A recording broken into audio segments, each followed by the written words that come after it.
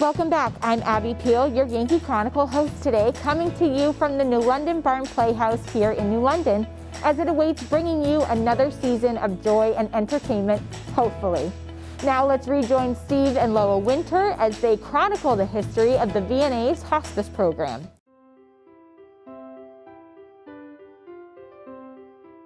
I would like to say that we have made so many good friends during this whole process of hospice through the years, and it's been wonderful because people came to this office to learn about hospice, and we spoke to many people, as I said before, at the churches, in the town halls, and people were very eager to hear what this was all about. The volunteers that worked for us, and I don't know how many of them work still, a lot of the names that I have remembered, they're not here anymore, but they were there when we needed them, and they were great people.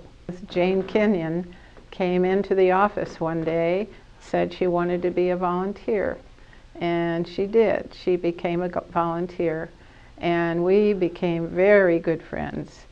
And she had been publishing her poetry, and I had started doing some painting. And we decided to pool our talents and come up with some cards for a fundraiser. They were a big hit, and we did take them to some kind of convention at one point, but they went fast. they sold fast, and so we have good memories with those. Another motive for me to come to work in hospice, I wanted it for Steve and I. I mean, even though we were young then, we knew the value of it and could see the value of it.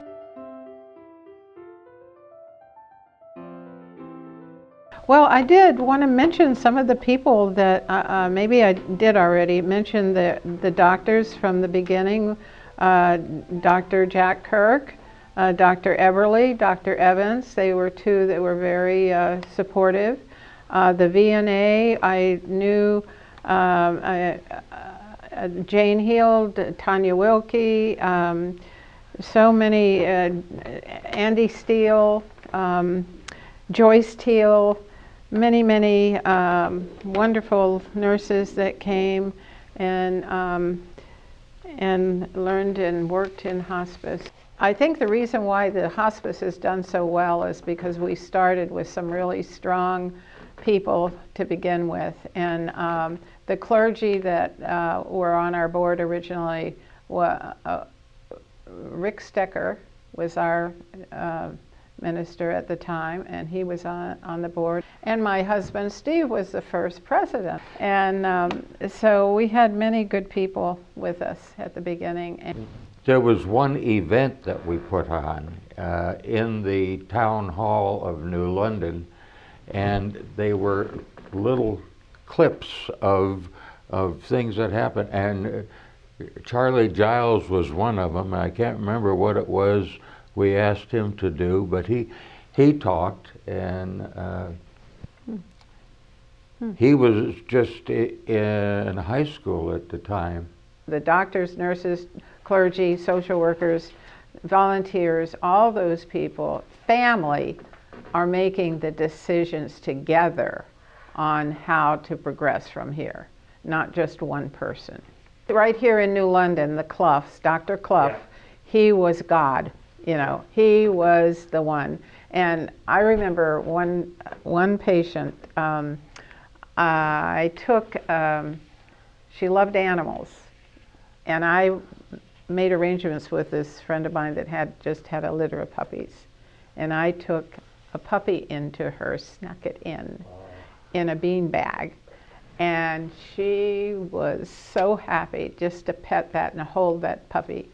And I heard later that Dr. Clough used to do that too. And so I don't know if I heard it later or before, but I did it. And I broke a few rules that day, but it was worth it. But the family really should, and the patient should be the ones that are making some decisions too, if they can. A lot of people put this thing together. Yeah. And I think the best part about it was they came with an open mind to see what it was about, and Loa and her team really did a good job making it, what do I want to say, painless, if you will.